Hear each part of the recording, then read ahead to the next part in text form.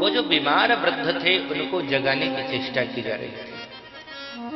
नारद जी को लगा स्त्रियों का समूह है और ये कैसी घटना है, चल करके देखना चाहिए। फिर लगा कि स्त्रियों का समूह है, अगर गया तो पूछ दिया इन्होंने, हम स्त्रियों के बीच में आप महात्मा लोग कहां से घुस गए, अच्छी बात नहीं है। तो सोचा किनारे से निकल लेते हैं। तो नारद जी निकलने लगे। जैसे ही निकलने लगे ना, तो उस युवती की नजर महात्मा नारद जी के ऊपर पड़ी। उसने वहीं से कहा, भो भो साधो क्षणं तिष्ठ मच्चिन्तामपि नाशय दर्शनं तव लोकस्य सर्वभावहरं वरम्। ओ महात्मा जी, महाराज ठहर जाओ, रुक जाओ। महात्मन, संतों के दर्शन करने से ही चिंता समाप्त हो जाती है। आप मेरी चिंता का भी विनाश करें, क्योंकि आप जैसे संतों का दर्शन करने से सारे पाप समाप्त हो जाते हैं, और जब पाप समाप्त हो जाते हैं तो चिंता भी समाप्त हो जाती है। इसलिए मेरी चिंता का निराकरण करें। आप मेरी ओर देखें। नारद जी ने बिना घूमे बिना मुड़े कह दिया, देवी जी, आजकल हमने युवतियों को देखना बंद कर दिया है। आजकल हमने महिलाओं की तरफ देखना बंद कर दिया है। क्यों क्यों नहीं देखते? बोले, एक बार देखा था, बंदर की शक्ल बनानी पड़ी थी, अब नहीं मर्जी होती देखने की। युवती ने कहा, अगर नहीं देखोगे ना तो बंदर फिर बनना पड़ेगा। नारद जी ने कहा, जी भाई, स्त्रियों की हालत, देखूं तो बंदर, नहीं देखूं तो बंदर। और सही बात है, जिसकी ओर नारद जी ने देखा था उसकी ओर कोई देखेगा तो बंदर ही बनेगा। और जो ये युवती है, ये जब कह रही है, अगर इसकी ओर नहीं देखेंगे तो बंदर बनना पड़ेगा।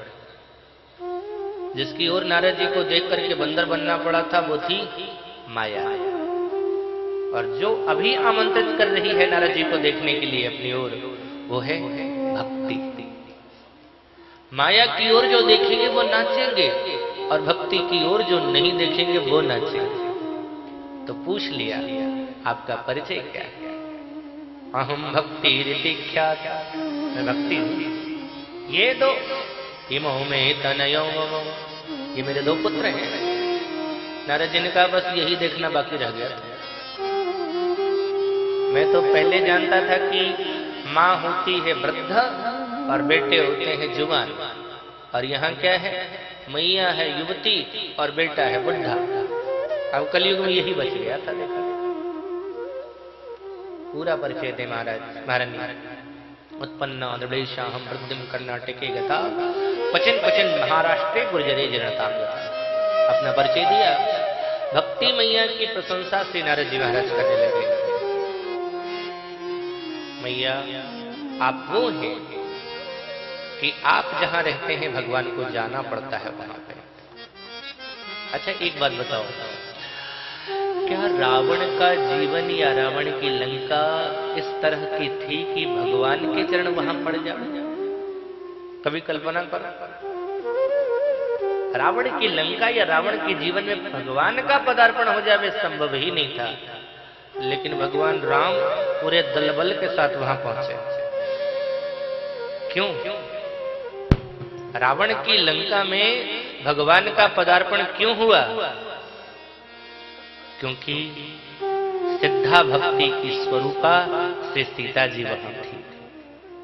जहां भक्ति हो जाती है ना, भले ही जीवन किसी लायक न हो, अध्यात्म तो कोसों दूर रहा हो उनके जीवन से, फिर भी भगवान का पदार्पण उनके जीवन में हो जाता है। जिनका जुड़ाव भक्ति से हो जाता है। मां, आपके ऊपर भगवान की कितनी कृपा है, आप जहां जाते हो ठाकुर को जाना पड़ता है। फिर आप चिंता मत करो, भगवान ने प्रसन्न होकर के ही आपको ज्ञान और वैराग्य नाम के पुत्र प्रदान किए। आप चिंता मत करो, भगवान ने मुझे भेजा है आपके लिए।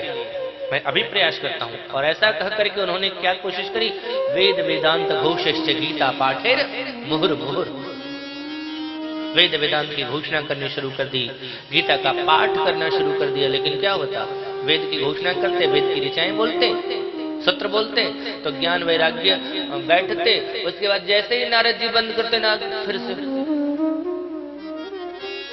तो नारद जी को लगा ये कौन सी दवाई है जी कि जब तक इंजेक्शन लगाओ तब तक तो रोगी ठीक रहता है, और जैसे इंजेक्शन बाहर निकालो फिर बेहोश। बहुत परेशान हुए, लेकिन सफल नहीं हो सके। तभी आकाशवाणी हुई।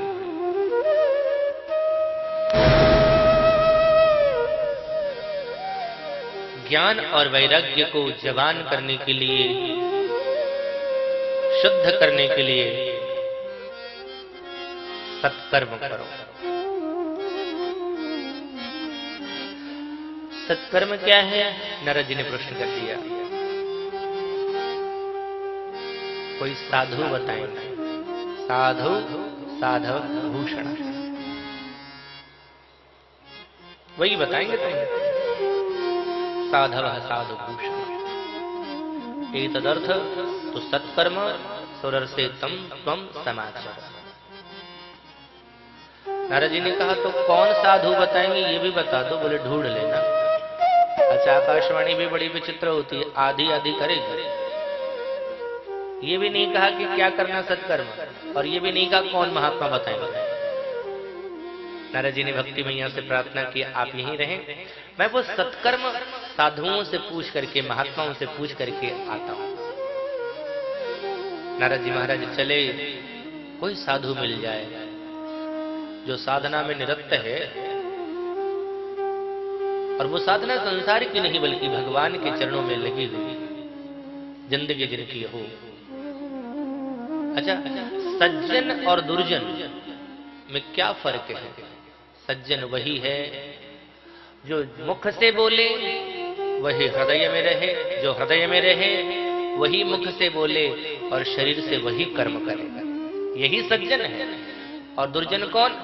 यहां कुछ और, यहां कुछ और यहां कुछ और, वही दुर्जन है। जिनका शब्द, जिनकी सोच, जिनके कार्य एक जैसे नहीं हो वो दुर्जन। जिनकी सोच, जिनके शब्द और जिनके कार्य एक जैसे हों वही है। नारद जी महाराज चले, वहां से बहुत सारे संतों के पास गए और जब उपाय पूछा, देखो जी, छोटी बीमारी हो, कोई बीमारी हो और कोई छोटा मोटा डॉक्टर किसी डॉक्टर से पूछे कि इस रोग में कौन सी दवाई देनी चाहिए तो कोई भी बता देता, लेकिन विश्व का सबसे बड़ा चिकित्सक अगर किसी रोग के बारे में पूछ रहा हो कि इसकी बीमारी क्या है तो हिम्मत करेगा कोई दवाई बता देता?